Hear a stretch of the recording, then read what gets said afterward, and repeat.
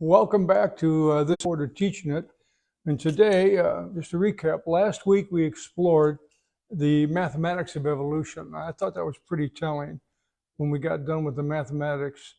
The mathematics simply don't support evolution. This week, we're going to be looking at a mousetrap. And we're going to be looking at the great flood of Noah. And finally, we're going to look at the numbers.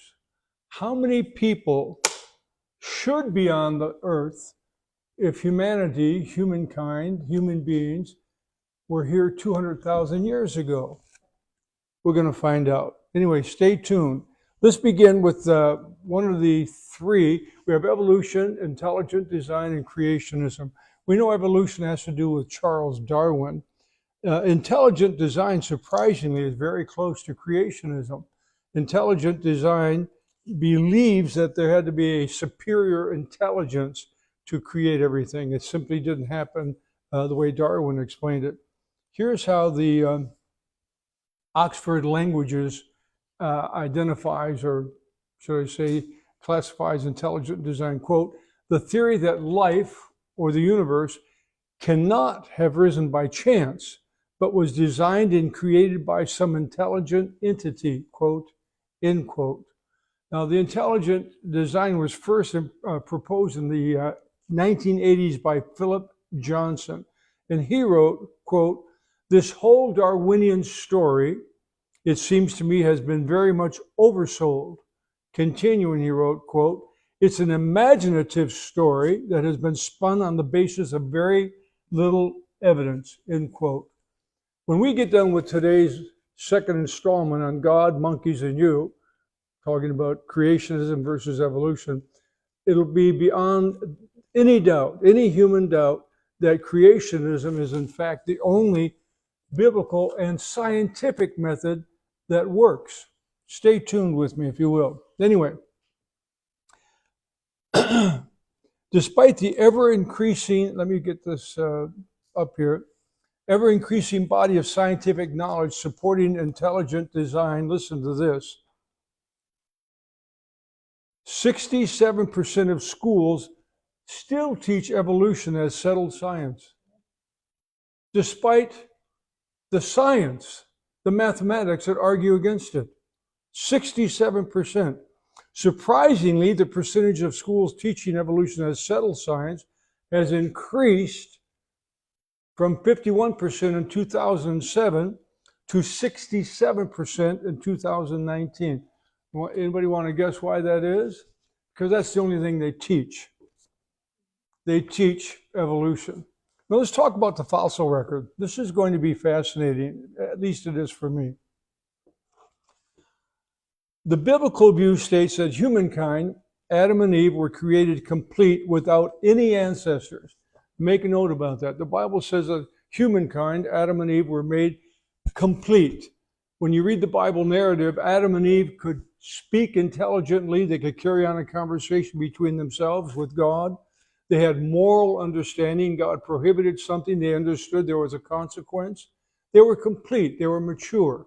In fact, God even says to them, multiply, fulfill the earth. Well, they were sexually complete too, obviously. The biblical view states that they did not have a missing link according to the Bible. That's what some scientists continue to look for. They're looking for a missing link because they suppose that we have ancestors that will trace us back to that common ancestor between apes, chimpanzees, and so forth, and human beings. But here's what Genesis writes in Genesis 1:27.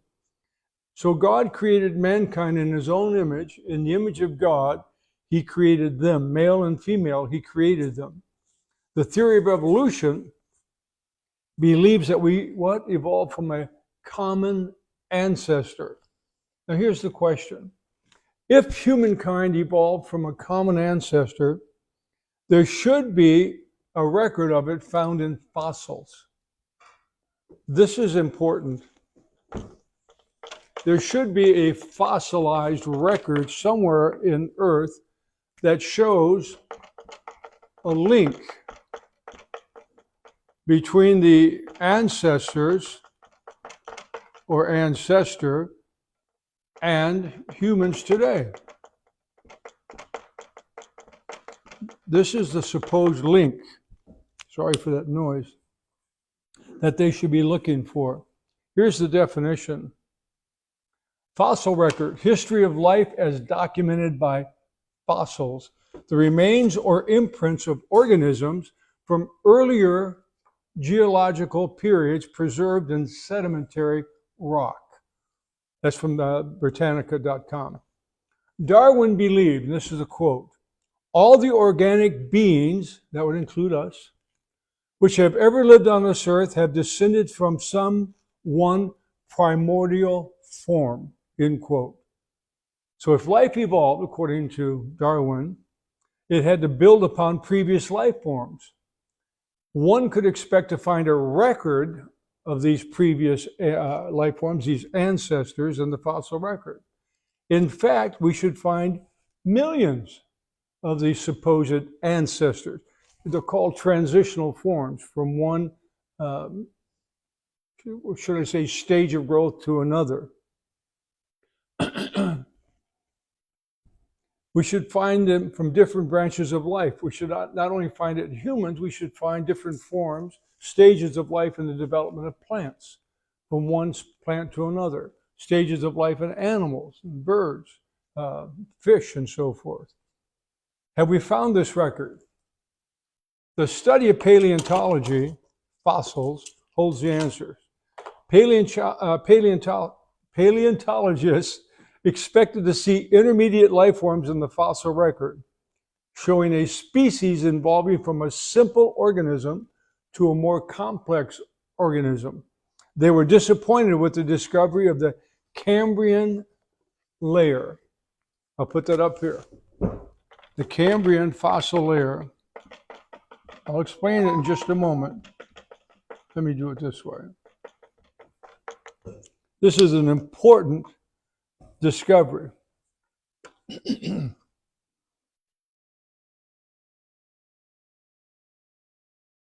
Cambrian explosion. Let me get my thing up here. Anyway, life forms in the fossil record. This discovery would deal a major blow to the theory of evolution. Listen to this. According to some scientists, the Cambrian explosion, sometimes called the biological Big Bang, occurred about 538 million years ago. Now stop. If it occurred 538 million years ago, that gave it plenty of time for intermediate steps or stages of development to be fossilized. That's a long time. And by the way, this number has changed over the years. They believe it lasted for approximately 13 to 25 million years, the explosion. And during this time, paleontologists believe the major animal groups first began to appear in the fossil record. Here's a quote. It is believed that most of the animal phyla, P-H-Y-L-A, in existence today had their origins during this time. What time? The Cambrian explosion. Well, about 500 million years ago. Well, let's see here. Notice that most of the animal phyla in existence today had their origins during this time. There's an important word in the quote. It's phyla. Phyla is the plural for phylum. Stay with me. It's in your notes. A phylum represents the largest scientific grouping of life forms sharing an evolutionary certain requirement of a common ancestor in evolution. In other words, paleontologists discovered life forms that shared a common ancestor. Right? Now, wait a minute. If they found life forms that did share a common ancestor, then maybe evolution is true. Because Darwin, that's his point, we all came from a common ancestor. But let's continue. They did not find the ancestors for these new life forms. So it appears on the one hand that they had a common ancestor, but they could not find the ancestor. I know, it's a bit confusing. Where did they come from if there's no ancestral history? Apparently, these life forms were created in a relatively short period of time. Make a note of that. Because in the scriptures, Adam and Eve were created by the word of God. They were created complete, entire. They didn't evolve over a period of thousands or even millions of years. There were no records of previous life forms in the underlying shale in the Cambrian explosion. Let me read that again. No records of previous life forms. In other words, all the geological record they found in the Cambrian layer, they couldn't find ancestors for them. It's like there was an explosion of life, animals, humans, plants at one time, but nothing before that. Well, there has to be an ancestral record to support evolution. It doesn't exist. Despite the fact that our high schools, colleges, and universities teach evolution as settled science, it is not settled science. Let me continue. These new groups of animals simply appeared in the fossil record without ancestors. Suppose these life forms, many of which are with us today, originated during the Cambrian period 530 million years ago. In that case, the theory of evolution fails miserably. Why? Because evolution requires precursors, ancestors, earlier simple life forms that mutate into more complex life forms. The Cambrian fossil record does not support that conclusion. There were no ancestors. Instead of these life forms supposedly sharing, quote unquote, a common ancestor, perhaps they shared a common creator. Remember our discovery about DNA last week? Even plants have DNA. We share DNA with bananas, tsetse flies, dogs, cows, pigs, not just apes and chimpanzees. And that to me suggests a common imprint from a common creator. And that's why we have DNA throughout the creation. It's amazing. Anyway, even Darwin acknowledged the Cambrian explosion. Listen to this. This is a quote. But just in proportion as this process of extermination has acted on an enormous scale, so must the number of intermediate varieties which have formerly existed be truly enormous. Why then is not every geological formation and every stratum full of such intermediate links? Geology assuredly does not. This is a quote from Darwin. Geology assuredly does not reveal any such finely graduated organic change, and this, he writes, perhaps is the most obvious and serious objection which can be urged against the theory. He continues, the explanation lies, as I believe, in the extreme imperfection of the geological record, end quote. That's on the origin of species by means of natural selection, 1859, page 280. So he recognizes on the one hand that the record doesn't show an ancestor for any of the life forms, but instead of accepting that as the coup de grace to his theory, the stake in the heart, he writes instead, the explanation lies, as I believe, in the extreme imperfection of the geological record. He's blaming the geological record as though some human created it. And there was at fault or made a mistake. Oh, listen, instead of admitting his theory was not supported due to the lack of a geological record, he blames the extreme imperfection. In the 6th edition of his book, Darwin again acknowledged the problem of the Cambrian explosion presented in his theory of evolution. It's in your notes on the origin of species. Anyway, again, despite the science, despite the facts, evolution is taught as settled science in our schools, colleges, universities. How sad. Here, evolutionary paleontologist Stephen Gould, now he's a paleontologist, so he understands fossils, did not give Darwin a pass when he wrote, quote, this evolutionary tree of life Darwin got going has many problems explaining both living organisms and the fossil record. Continuing, chief among them is the lack of transitional forms. Not only do we not see one fundamental type of creature evolving into another today, We see no evidence of transitional forms in the fossil record, end quote. That's not from Hal Ballou. It's not some preacher putting that. This is a paleontologist, a scientist. He was unimpressed with Darwin's theory of evolution. He also wrote the following, quote, "The extreme rarity of transitional forms in the fossil record persists as the trade secret of paleontology. The evolutionary trees that adorn our textbooks have data only at the tips and nodes of their branches. The rest," he writes, "is inference, however reasonable, not the evidence of fowls." That's from Gould in his book, Evolution's Erratic Pace, Natural History, page 86. I've got the citations here. I'm just amazed at what's going on here. Anyway, the Cambrian explosion poses significant problems. One, it looks like complex animal life appeared suddenly without any preceding evolutionary ancestors. That's a major blow to evolution. Two, many Cambrian creatures exist today and show no signs, despite supposedly millions of years of evolution, no signs of having evolved from a different kind. Not one. Now, you would think in 538 million years, there would be one record. One. Zero. Three, the evolutionists must also deal with the problem of novelties. Listen to this. Now, this is so important. You have to pay attention to this. You simply must. Because the whole theory of evolution rises and falls on this. It's called the problem of novelties.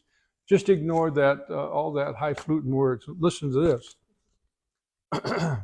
Quote, "Even among biologists, the idea that new organs, and thus higher categories, could develop gradually through tiny improvements has often been challenged. How could the survival of the fittest guide the development of new organs through their initial useless stages?" Stop for a moment. Remember the survival of the fittest?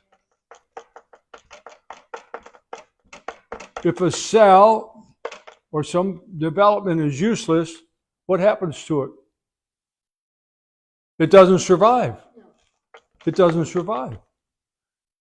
So he's talking about this useless stage. This is critical for us to understand what we're studying here today in our Bible study. How could the survival of the fittest guide the development of new organs through their initial useless stages, during which they obviously present no selective advantage, no advantage to surviving, or guide the development of entire new systems, such as the nervous, circulatory, digestive, respiratory, reproductive, which would require the simultaneous development, that means suddenly, all at once. That's what the Bible teaches, which requires the simultaneous development of several new interdependent organs, none of which is useful or provides any selective advantage by itself. I'm going to show that to you in just a few minutes. Remember the mousetrap? The mousetrap's about to be sprung. Just a moment. Let's stop for a moment, though, and look at what's going on here in the body of Christ, or the church. This blows my mind. Creationism. Well, let me do something. I want to jump over this. Remind me to come back to it in just a moment. The mousetrap. Here's where we are. Let me go up to 15. Biochemist Michael Behe, B-E-H-E. I'm on page 6 of your notes.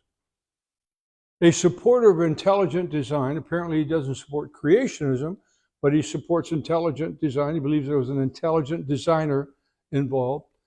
Has challenged the theory with the introduction of irreducible complexity. Irreducible complexity. Irreducible complexity is the belief that, quote, certain biological systems with multiple interacting parts would not function if one of the parts was removed, end quote. In other words, you need all the parts together at once for it to work. The mousetrap, right? Let's continue. Michael Behe provides a simple analogy. He asks us to think about a common mousetrap with 5 interacting parts. And here are those parts, right here. Is that in frame, Hope? Yes? Okay. Here are the 5 parts. It has a base right there, and this is a Victor mousetrap. Many of us have seen these mousetraps, maybe used them over the years. I guarantee you'll never see a Victor mousetrap in the same way from this day forward. All right, you have the base, you have the hammer and spring right here, and then you have the catch, which holds the number 5, the bar. Now, each part is necessary, and there is no mouse catching function unless all 5 parts are present. A trap with only 4 parts, any 4 parts, doesn't matter, doesn't just catch mice poorly, it doesn't catch them at all. Now what he's arguing is, in order for this to work, all the parts have to be together at once. And he's arguing by extension that the same is true for your eye. All the parts have to be there at once. They could not have developed over a period of time because during the stage in which they were useless, the eye, for instance, has 14 major parts. Let's say one of the major parts, when it slowly comes into existence, is useless without the other 13. So according to the theory of evolution, what happens to the useless? It doesn't survive. It's a survival. The part has to contribute to the survival of the whole. Otherwise, it doesn't survive. So if you take one of the 14 parts of the eye away, the eye never develops. It's either all at once or nothing. That's the mousetrap. That's what Mr. Behe is trying to teach us through this very simple illustration. Did he make a point? Does it make sense to you? You won't think of a mousetrap, like I said, anymore like that. I guarantee you, it's amazing. Anyway, the illustration cleverly points out a significant problem with evolutionary theory. Simple organisms could develop into a complex organism by adding parts over a long period of time until it created a functional organism or a complete mousetrap. Evolution doesn't support that. The problem is this: during its developmental period, it would not be functional, and according to evolution theory, it would not survive. Remember, for our mousetrap to work, all the parts would have to be assembled, created at the same time. In which of our 3 models, creationism, intelligent design, or evolution, supports this idea that they had to be created all at once? 2 of them do. Creationism, biblical creationism, and the intelligent design. The difference is intelligent design does not allow for God. It says an intelligent source. But both understand that it has to have happened at once or not at all. You know, that's amazing to think that despite the facts, the science, the mathematics, they still continue to teach this false theory. Listen to this. This is a quote. One cannot begin with a wooden platform and catch a few mice, then add a spring, catching a few mice than before. No, all the components must be in place before it functions at all. A step-by-step approach to constructing such a system will result in a useless system in all the components until all the components have been added. That's the mousetrap. In humans and animals, the principle of irreducible complexity can be applied to the eye, heart, lung, every organ in your body. Even the smallest cell becomes too complex. That's on page 7. The smallest cell is too complex to have evolved despite the number of years or favorable mutations. Rather than address Behe's conclusions, some scientists dismiss his conclusions as pseudoscience. They just brush it aside. Amazing, isn't it? Now, let's get back to something I passed over a moment ago. And then we're going to get into something that is absolutely going to blow your mind. I guarantee it.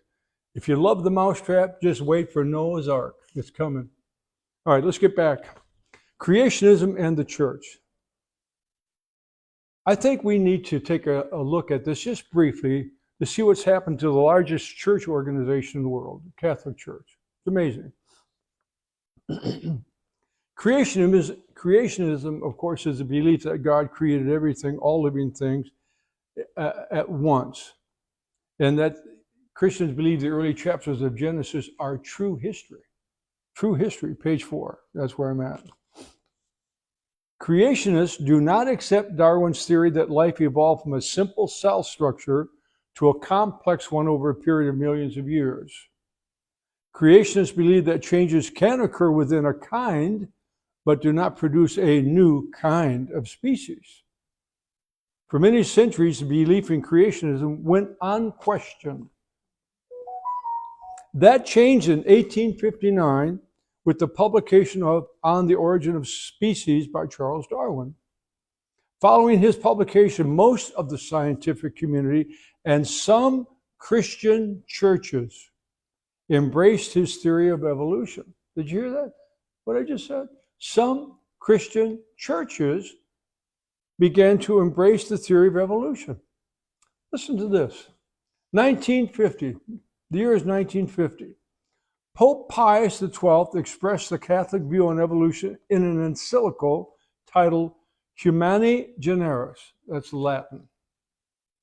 The Pope expressed his view that evolution may account for the creation of humans, but not imparting of the soul.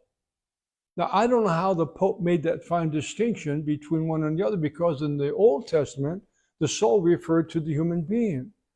It changed subtly in the New Testament. But you read in the Old Testament that man became a living soul. It's talking about the entire. So I don't know how the Pope got this fine distinction. Nevertheless, I'm not the Pope. I'm not that smart. So we'll move on. That had to come from God that he believed. This belief would change significantly by 1996. In that year, Pope John Paul II said, quote, "Today, almost half a century after the publication of the encyclical," the one I just read to you, "new knowledge has led to the recognition of the theory of evolution as more than a hypothesis." New knowledge? Obviously, the Pope hadn't read about the Cambrian explosion. He hasn't discovered the mousetrap. He hasn't read any of the math of DNA. Let me continue with the quote.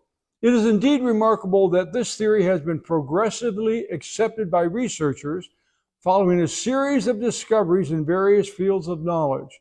The convergence, neither sought nor fabricated, of the results of work that was conducted independently is in itself a significant argument in favor of the theory," end quote.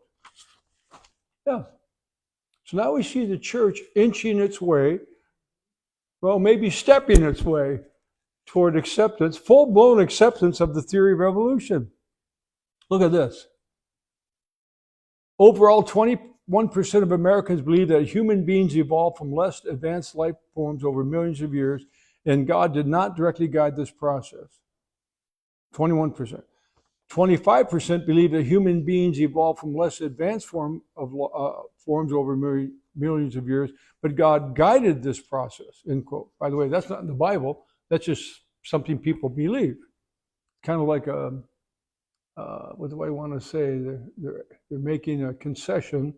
And 37% believe that God created human beings in their present form within the last 10,000 years, end quote. Now look at this. This series of surveys showed that Americans were evenly divided on the question of evolution from 1985 to 2007. Got it? However, a study in Sage Journals examining a series of national public opinion surveys between 1985 and 2020 found, quote, "a shift in acceptance of human evolution among fundamentalists." Among fundamentalists, from 8% in 1988 to 32% in 2019. Fundamentalists are being moved over into the belief of evolution. Why? I suspect, this is a personal opinion, I suspect because of the stinking thinking that comes across as so-called Bible studies. We need to teach the church. We need to teach the non-church. We need to teach the world that evolution is fundamentally, scientifically, mathematically wrong. It doesn't work. Go buy a mousetrap and hang it up somewhere on your wall. And every time you think you believe in evolution, oh my goodness, no, the mousetrap. Why the increase? One researcher, Mark Ackerman from the University of Michigan, Go Blue, noted that, quote, almost twice as many Americans held a college degree in 2018 as in 1988. So could there be a correlation between having a college education where they only teach evolution and an increase in people that believe in evolution? Why not, if they're not afraid, why not teach at least intelligent design? Why not teach the biblical creation as a difference in how we came to be, and let the student decide? No. Evolution. As of 2019, 34% of conservative Republicans accepted evolution, and 83% of liberal Democrats. We're in trouble, folks. I had to throw that in there just for the heck of it. Many creationists believe that creation took place in 6 24-hour days. Though some believe the day may have been longer, they believe the creation of the cosmos, Earth, and humans occurred, now pay attention, about 5,000 to 7,000 years ago. Importantly, creationists believe everything was created at once. That's important. Everything was created at once. In Genesis 1, it says, in the beginning, God created. Then in verse 3, it says, God created the light. God said, let there be light. God spoke it. God said, let there be an expanse in the middle of the waters. Verse 6. Verse 9, let the waters below the heavens be gathered in one place. He separates the waters. Let me find my page 6 here so I can continue this properly. Yeah, I would have that out of sequence, wouldn't I? Yeah. Hold on. Anyway, the point is, it was all done by God, creating by speaking. The exception was God did not speak humankind into existence. God formed the man. Now, the word man there, Adam, it simply means man. It's become a personal name today, but it simply meant the man. At the time, it was actually more than just the man, because we know Adam and Eve, Eve was in Adam at the creation. But it was all at once. God made this happen. Now, let's get into a really important question. Have human beings really been here for millions of years? You got that in your notes? Have we really been here for millions of years? Let's find out. There's a very simple way to do it called math. Mathematics. That'll tell us how long we've been here. The evolutionists would have us believe that humankind evolved over a period of hundreds of thousands of years, at a minimum. Let's examine their claim in light of history. They believe Homo habilis, that means handyman. Some of my neighbors think that's me, Homo habilis Hal, the handyman, was the first human. He was, quote, an archaic species of Stone Age human that lived between 2.1 and 1.5 million years ago. Wow. Evolutionists believe the modern form of humans, Homo sapiens, which means wise man, has only been on the planet for a relatively brief period. Quote, while our ancestors have been around for about 6 million years, wow. The modern form of humans only evolved about 200,000 years ago. Let me put that on the board. For all of us who struggle with math, did I get that right? 200,000 years ago. Now, civilization as we know it is only about 6,000 years old. 6 to 7,000, when we say as we know it, recorded history began about 6 to 7,000 years ago. Humans didn't write before that. When we say recorded history, that's when humans began to develop language and writing, like the hieroglyphs, for instance, the cuneiforms. Before that, they had pictures scrawled in caves on the stones and so forth, but language, writing began about 6,000 to 7,000 years ago. Now they're saying our ancestors have been around 200,000 years ago. Civilization, as we know, it's about 6,000 years old, and industrialization started in earnest only in the 1800s. While we've accomplished much in that short time, it also shows our responsibility as caretakers for the only planet we live on right now. And that's a quote from 9planets.org. Other estimates for human habitation also range between 5 and 7 million years. Now, I'm stressing that for a moment. We're going to use some of these numbers and we're going to do some math. No, I'm not going to ask you to do the math. The math is going to be done. All I want you to do is think. That's all I want you to do. Think. Listen to this. Quote, one author stated, we are, quote, still learning about our ancestors, but we guess that the first humans existed between 5 and 7 million years ago. The median time was 6 million years ago. Continuing, he writes, these humans walked upright on 2 legs, just like us. Around 90,000 years ago, these humans started making tools to catch fish. I would say they were slow learners, but that's me. Then around 12,000 years ago, humans began to grow food and change their surroundings to survive and eat. This is a very slow progression. Can you imagine eating fish for 3,000 years? As food became more sustainable and living became easier, humans began to produce more, end quote. They began to have more babies. Let's do the math. If the biblical account is correct, then today's population of, what is today's population? 8.2 billion people on the planet. That's today's population. Now, using that number, that 8.2 billion people would have had to come from what? 2 people. Somewhere, at some time in history, a man and a woman had to get together with the sperm and the ovum or the egg and produce another human being, and et cetera, et cetera. Got it? So I had to start with 2. According to Answers in Genesis.org, it's not only possible but probable that the 8.2 billion would have come from just 2 people in 6,000 to 7,000 years. Now, remember, we're talking about exponential math here.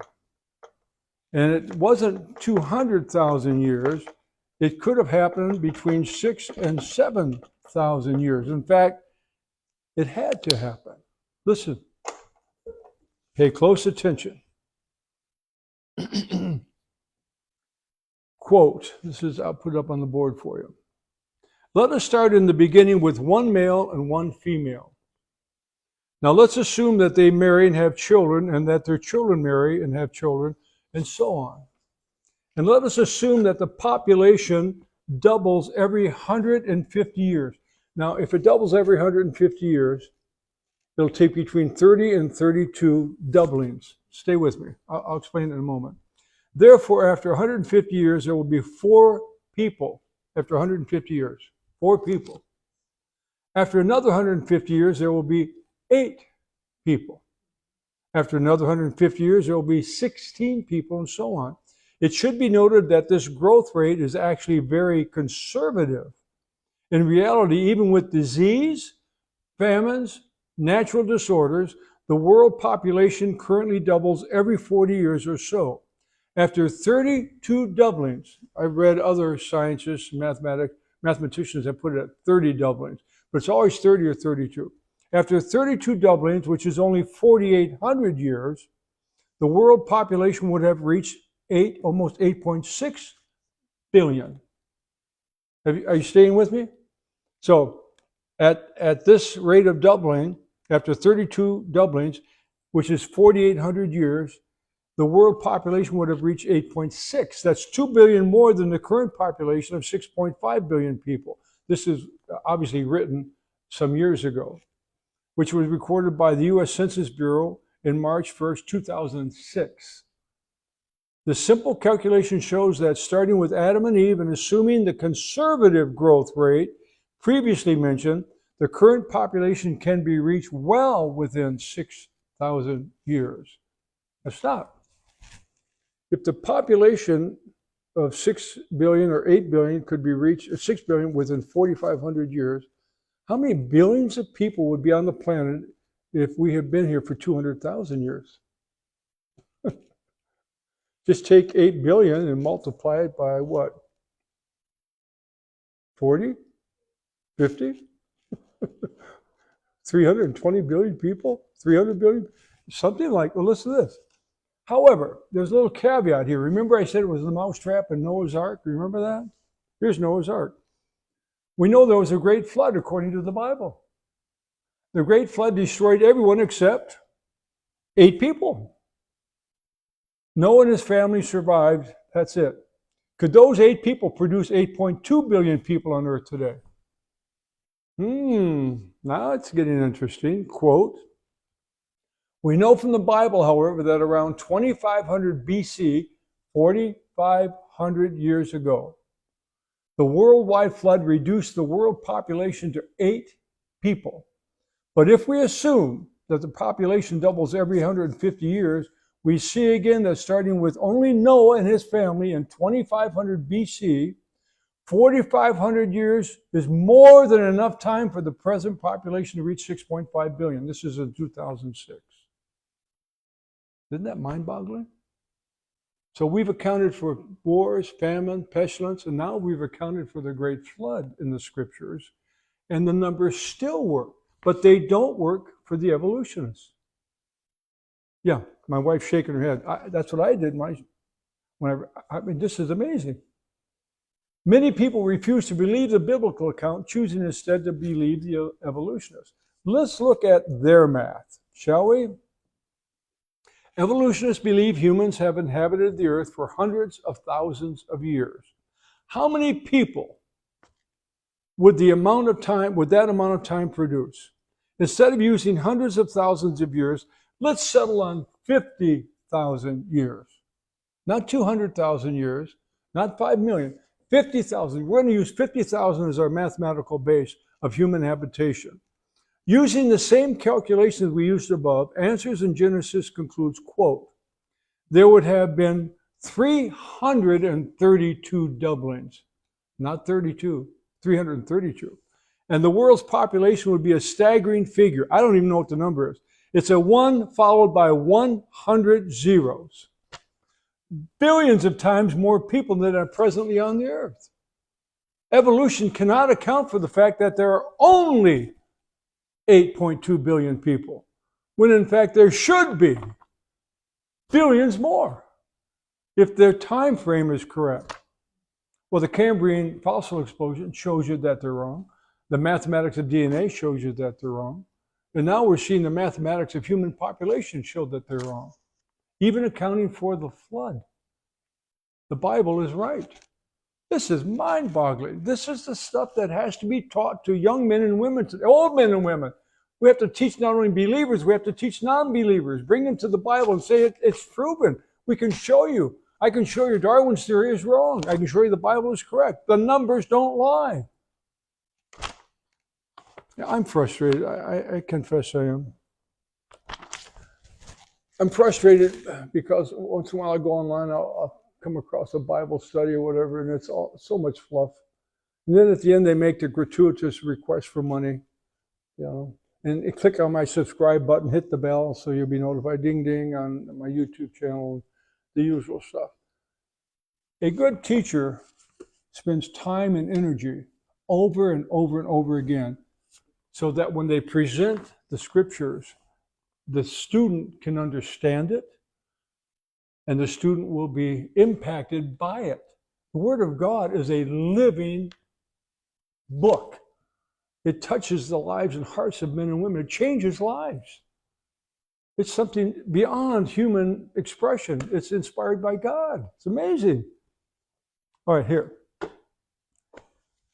Only biblical creationism teaches us that, one, there will not be a fossil record of species changing.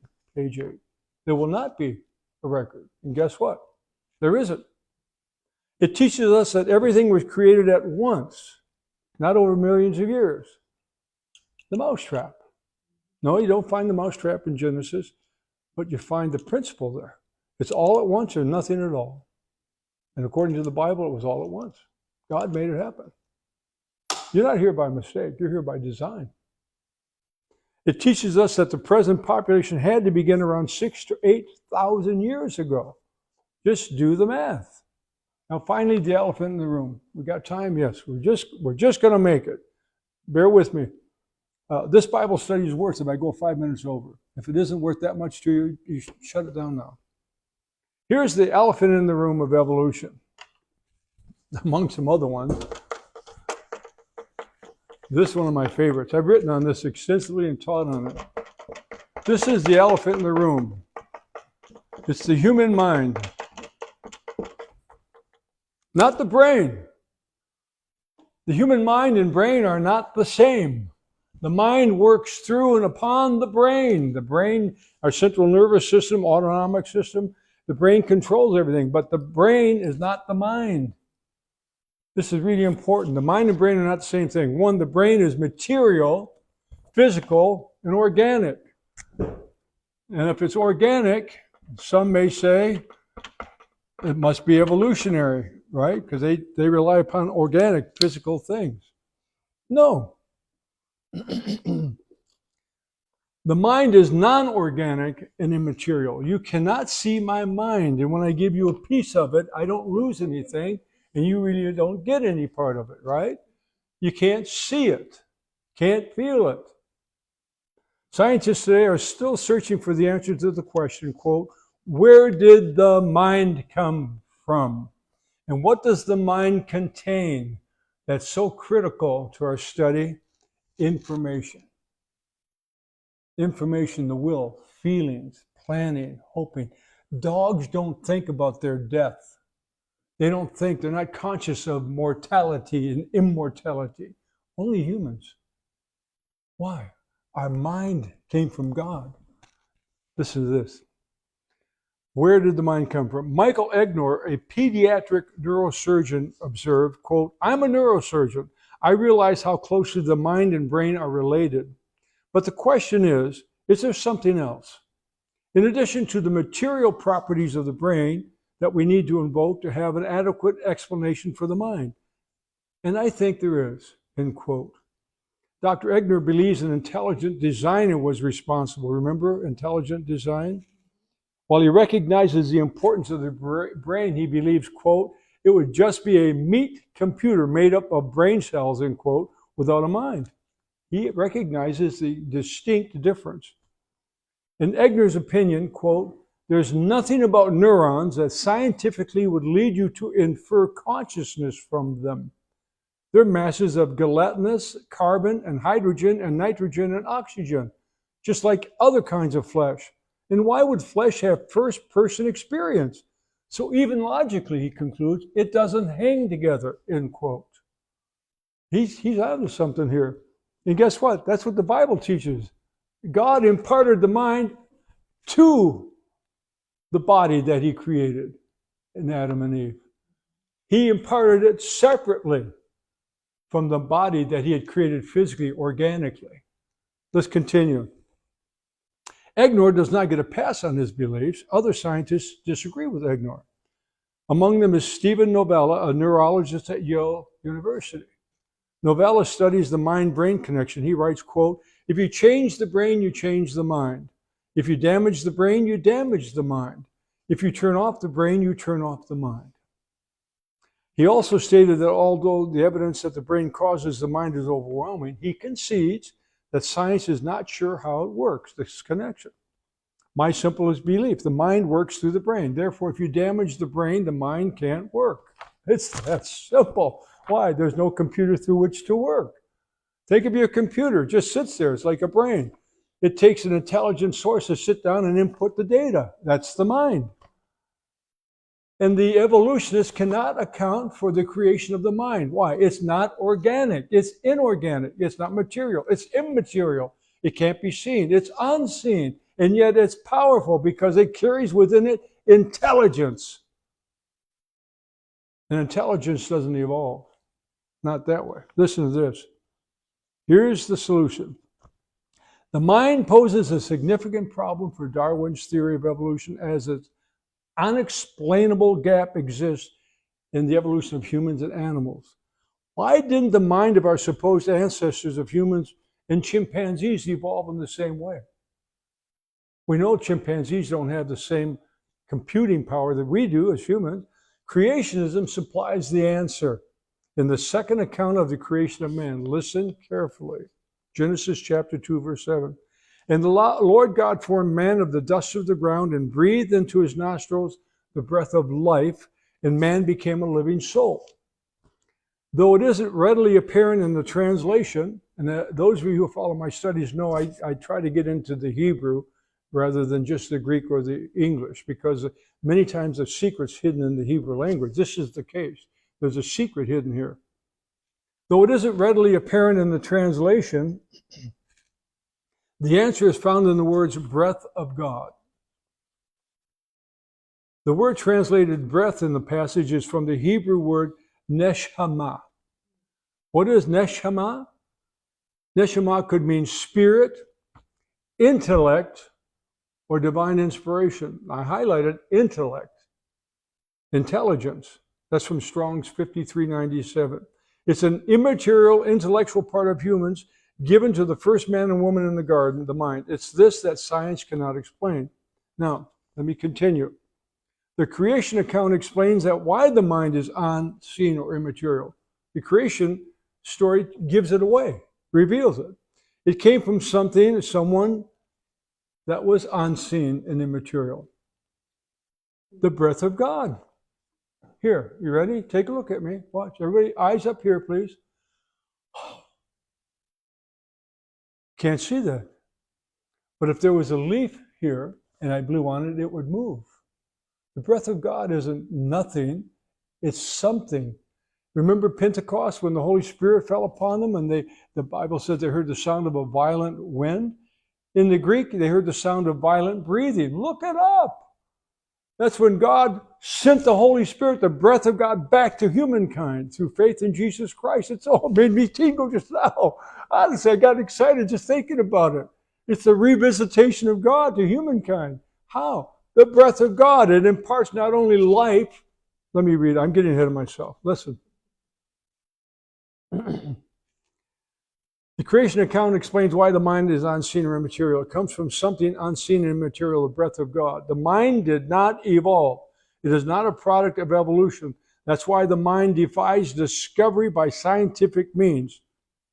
Professor Yoram Gutfreud of the Department of Neurobiology at the Rappaport Research Institute in Israel explains, quote, major mind evolution problem is the difficulty of fitting consciousness in an evolutionary framework. Scientific agreement is that consciousness arises from the brain's activity. However, there's no understanding as to how, end quote. Science's inability to understand how the mind works is understandable. The mind is so unique it can't explain itself. Why? It came from someone you can't explain. God. It's part of God. It's what makes us like God. This doesn't make me like God. This is going into the dirt. It's that spirit, the intellect, the life principle that God gave us. Makes me like God. That you can't understand that. I can't understand it. All I can understand of God is what's written in this book, right here, right behind me, the Bible. This is my understanding God. Right there. Alfred Russel Wallace, a contemporary of Darwin, disagreed with Darwin on the origins of the human mind. Wallace did not believe that a common ancestor for the ape and man's evolution could account for the extreme complexity of the mind. Eventually, Wallace would reject the theory of evolution as an explanation of human life. Darwin, now we're back to our Darwin, writing in The Descent of Man, acknowledged the problem the human mind posed for his theory of natural selection. Here's the quote. In what manner the mental powers were first developed in the lowest organisms is as hopeless an inquiry as how life itself first originated. These are problems for the distant future, end quote. That's from page 100. It's not a problem for me. I find it in the scriptures. Thomas Nagel, professor of philosophy, provides a good summation. For a long time, I found the materialist account of how we and our fellow organisms came to exist hard to believe, including the standard version of how the evolutionary process works, end quote. He continues, he writes, the more details we learn about the chemical basis of life and the intricacy of the genetic code, the more unbelievable the standard historical account becomes. It seems to me that, as it is usually presented, the current orthodoxy about the cosmic order is the product of governing assumptions that are unsupported and that it flies in the face of common sense, end quote. The origins of the mind, the elephant in the evolutionist room. Beyond the scope of Darwin's theory, it remains a puzzle. One final thought. Let me just stop here for a moment. I have developed, in the book Origins of a New Species, and I'm revising this, by the way, but if you have this book, you can go back to it.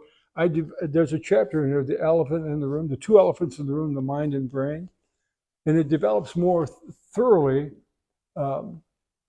neheshma, the word, because in the scriptures, what's overlooked, and it's in the book, I should have cited it in our study today, I apologize, which says that God breathed him the breath of life.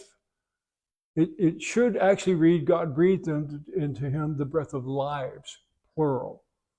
That's what it should read in the Hebrew, because Adam and Eve received a physical life and they received a spiritual life, if you will, the animating life force. Now we know when you die, you take your last what? Breath. Okay? It's all associated with the breath. But God imparted two lives to us through the creation of Adam and Eve. I developed it much more fully in the book. Time doesn't allow me to go into it. I had to excise some of that for today's Bible study. Anyway, in the mind we find, I want to wrap this one thing up here. This is very important. The origins of the mind, the elephant in the evolutionist room. I got one more knife I want to put in the heart of evolution. Here it comes. The elephant in the evolutionist room are beyond the scope of Darwin's theory of natural selection. It remains a puzzle supported by supposition and guesses. One final thought.